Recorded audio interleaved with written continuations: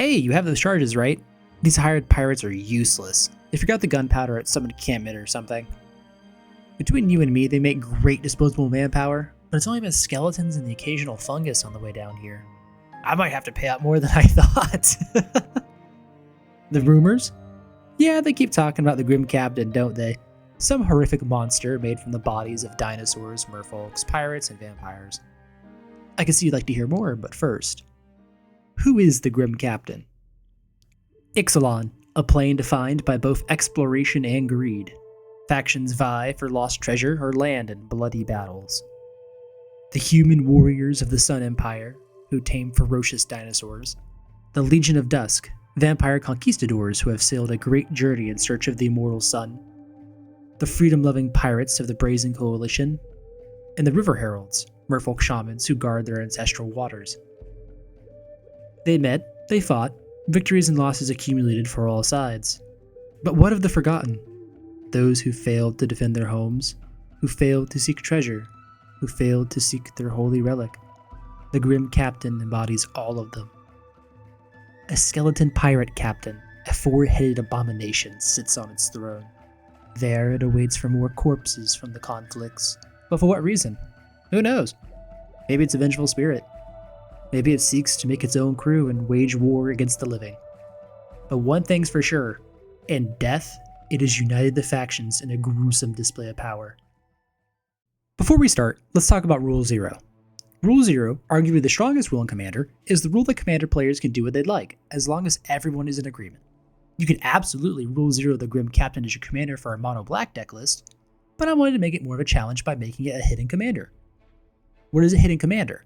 A hidden commander is a card that your deck is built around, but it doesn't go in the command zone. Instead, it's in the 99. Besides making it a challenge of being a hidden commander, the deck being mono-black would struggle to find mono-black creatures for the Dinosaur and Merfolk clause. The creatures that deck list would feature also doesn't interest me as much as the Sultai Shell. It loses great contenders like Nezahal, Emry, our Rummaging Merfolk, Apex Altasaur, etc. So, our deck list is built around a 2-mana legendary artifact that flips into our commander. The Grim Captain is a double-sided card. On the front side of the card, we have the Throne of the Grim Captain that reads, tap, mill 2 cards. Craft with a dinosaur, a merfolk, a pirate, and a vampire. Pay 4 mana, exile this artifact. Exile the 4 from among permanents you control and or cards in your graveyard. Return this card transformed under its owner's control. Craft only as a sorcery. After we craft the throne, we flip it to the other side, the Grim Captain. A 7/7 skeleton pirate that reads, Menace, Trample, Lifelink, Hexproof. And, whenever the Grim Captain attacks, each opponent sacrifices a non-land permanent. Then you may put an exiled creature card used to craft the Grim Captain onto the battlefield under your control, tapped and attacking. Thankfully, the Captain is pretty evasive with Menace and Hexproof, and the large life-linking trample body is pretty scary to deal with. And that's all before we even get to the combat trigger, where we can cheat cards into play from our crafting earlier. The crafting is especially important since we can exile cards from our graveyard to help get the claws. The deck uses Self-Mill, along with a healthy mix of dinosaurs, merfolks, pirates, and vampires, along with free animation to achieve this goal. We'll get into the details later, but we're not using any shapeshifters in the deck, as that ruins the flavor of the brew. Next, let's cover our real commanders, Francisco, Foul Marauder, and Thrasios, Triton Hero. Francisco, the more straightforward of the two, is a 2-mana, 1-black, 0/1 bird pirate. It reads, Flying, Francisco Foul Marauder can't block. Whenever one or more pirates you control deal damage to a player, Francisco explores. And Partner, you can have 2 commanders if both have Partner. Very straightforward. Moving on to our better partner, Thrasios, Triton Hero, who is also a 2-mana green-blue commander that reads, For generic, scry 1, then reveal the top card of your library. If it's a land card, put it onto the battlefield tapped, otherwise draw a card. Partner, you can have 2 commanders if they both have Partner. It's a simple reason on why we're using these 2. Besides being in colors that work great for the creatures in the deck, they're a pirate and merfolk respectively. That means all we need is a vampire and a dinosaur to craft with to make the Grim Captain if we're really struggling to find creatures. Francisco unfortunately kinda sucks, but still has synergy with a few parts of our deck. For when we do connect with a pirate, like the Grim Captain, we'll get that Explore trigger. Thrasios, a partner stable and frankly a menace, might not need any introduction, but in case you haven't seen him before, he's a 2-mana Simic Merfolk that does what wizards think Simic should do. Card draw and ramp. It's not a particularly interactive commander, but the extra kick of draw/ramp he provides really helps our deck flow easier to find the Grim Captain. Other partners can work too, since Malcolm and Dargo are also both pirates.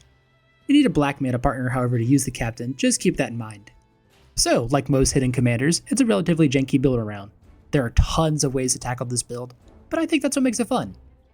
For the Grim Captain to flip, the deck list will all see something in common, however: the presence of the 4 creatures to craft with, or shapeshifters to make up for them. The creatures are split up somewhat evenly. We have 8 dinosaurs, 9 merfolk, including the commander, 8 pirates, once again including the commander, and 8 vampires. We're running more merfolk than the others because I'm biased. But in all seriousness, don't think the creatures are set in stone. Feel free to change around the creatures I've selected for the deck.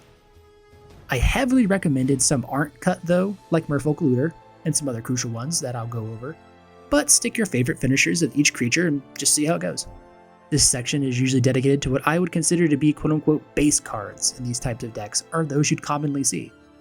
Unfortunately, I haven't seen many EDH decks running with the Grim Captain as its hidden commander, and according to EDH Rec, these are the commanders that are currently running it in the 99. I mean, being roughly about 739 decks isn't unheard of, but I get the feeling these are more running it as a mill piece or a part of everything tribal.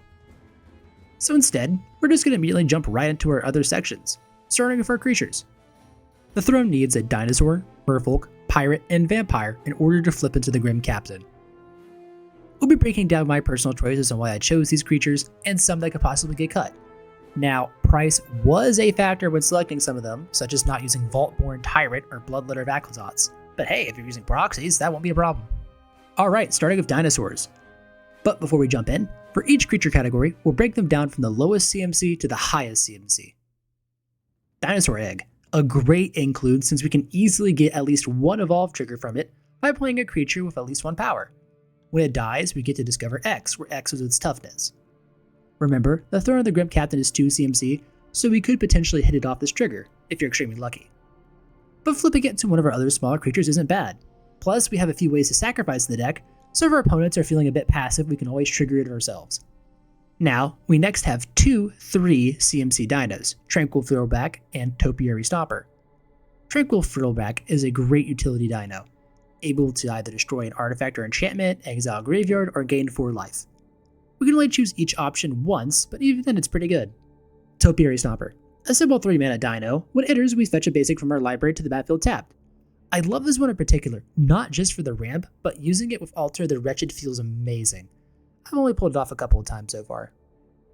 Hulking Raptor, a 4 mana dino that gives us 2 green at the beginning of our pre-combat main phase. It seems rather middling, and it might be, but a large blocker while we dig for the captain is nice, while providing us a bit of ramp to use Thrasios' ability is good enough for me.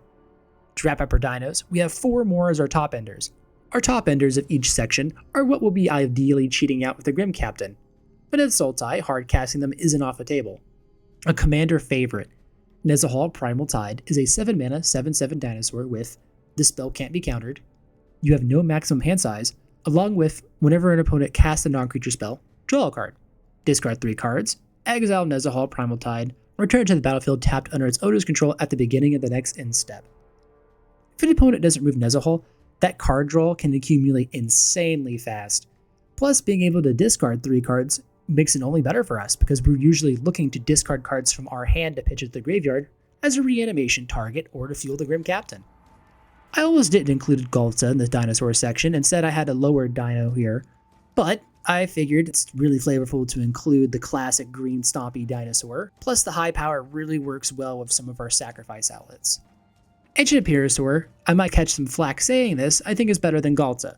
Combining the ward, the trample, and convoke on it really does make it easier to cast than Galta at times. When I say Galta, I'm not referring to Stampede Tyrant. Stampede Tyrant was more of a budget choice, but I still ended up leaning more towards Imperiosaur because of the previous reasons. Apex Altasaur is an expensive 9 mana 10/10 and is a pseudo board wipe. When it enters, it fights target creatures you don't control, and when it takes damage, it fights again.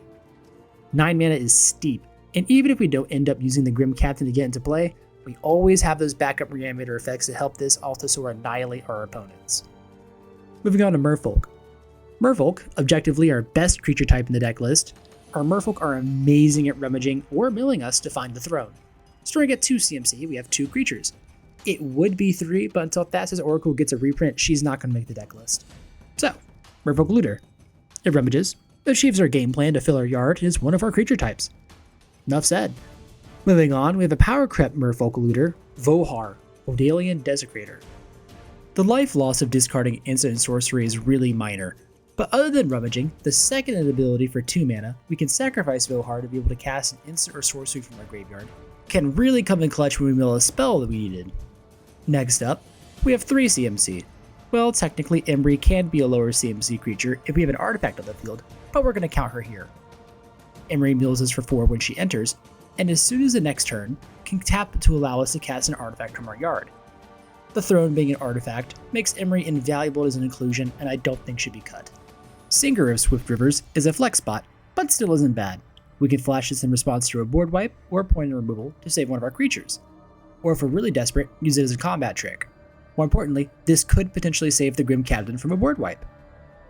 4 CMC is getting a bit costly for Merfolk, but World Shaper is a great option for self-mill, and when it dies, getting lands back from our yard to the battlefield.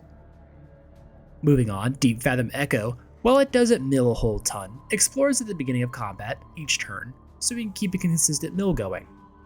That, and it can turn itself into another creature we control until end of turn. I feel like this card has been massively overlooked, and rightfully so, but it fits into our deck list well enough. Wrapping up our Merfolk, we have 2 higher end cards. Zarefsan is in here as a personal favorite, and could see getting replaced by another Merfolk, but it's just I love the graveyard theft she provides. It leans into the pirate theme a little bit more. Prime Speaker Sagana is definitely something we want to cheat into play with the Grim Captain, since we get at least a draw 8 when she enters with the Grim Captain on the field, assuming there isn't a creature of higher power.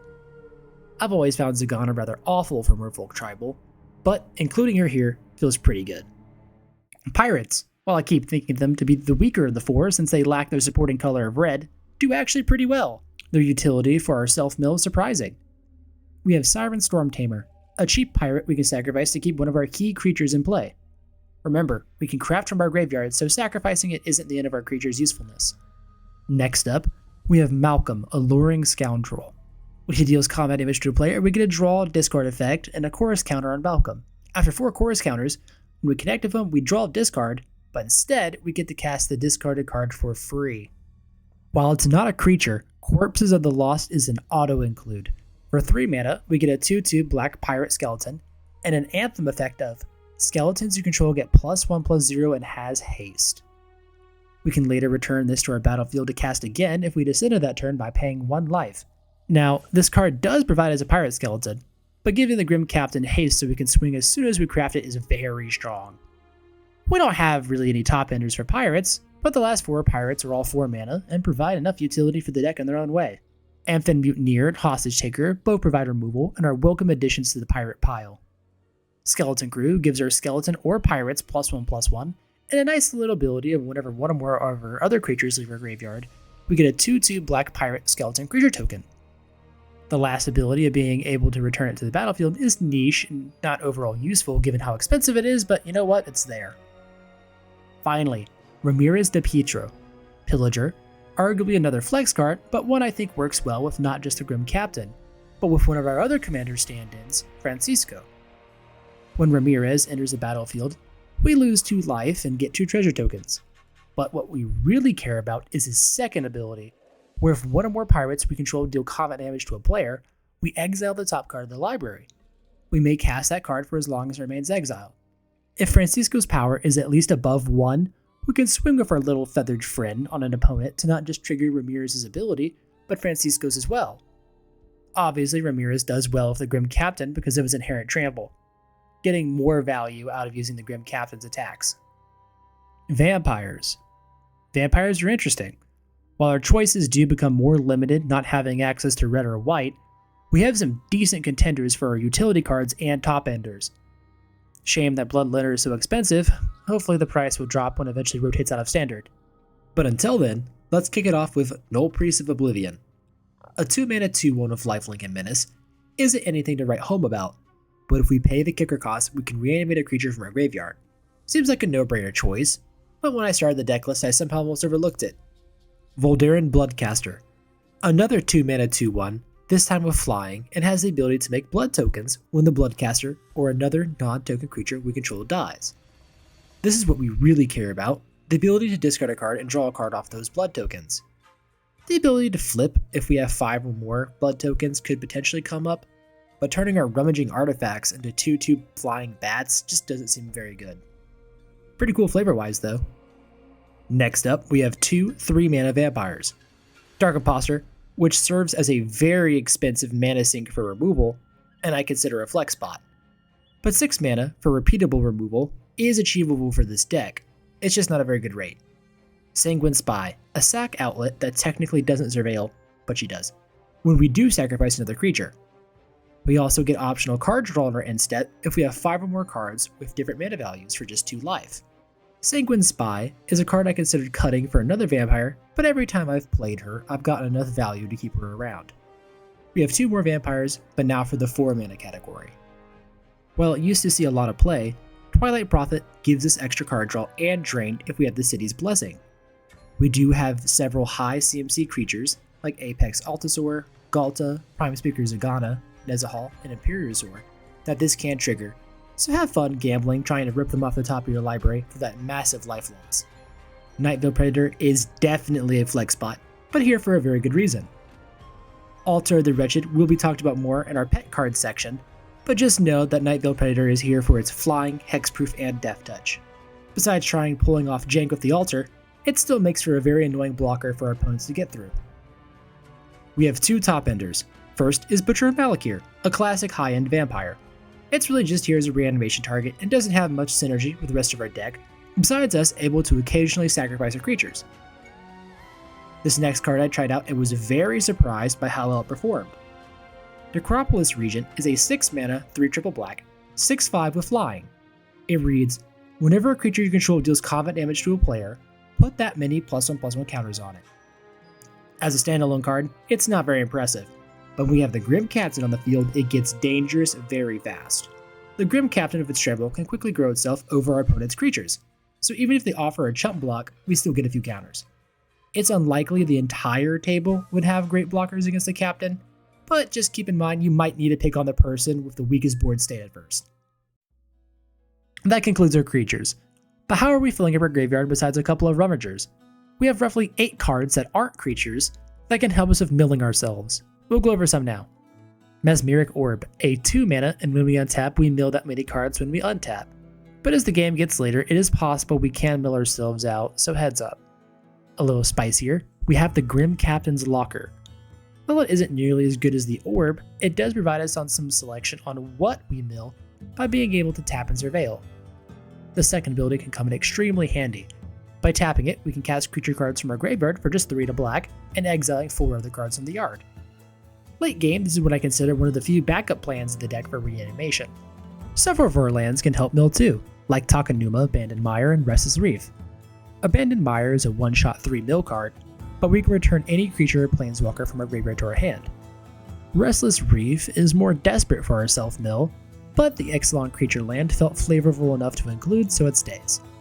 We're also running some complementary instants for mill, like Factor Fiction, Grizzly Salvage, and Frantic Search. Frantic Search is especially nice since we can discard some expensive creatures from our hand into a yard for reanimation later. Speaking of our reanimation effects, it's finally time to cover them. We have cards like Victimize, Squirming Emergence, and Beacon of Unrest. Squirming Emergence and Beacon of Rest can even get the thrown from the graveyard if we accidentally mill it, which is very much needed.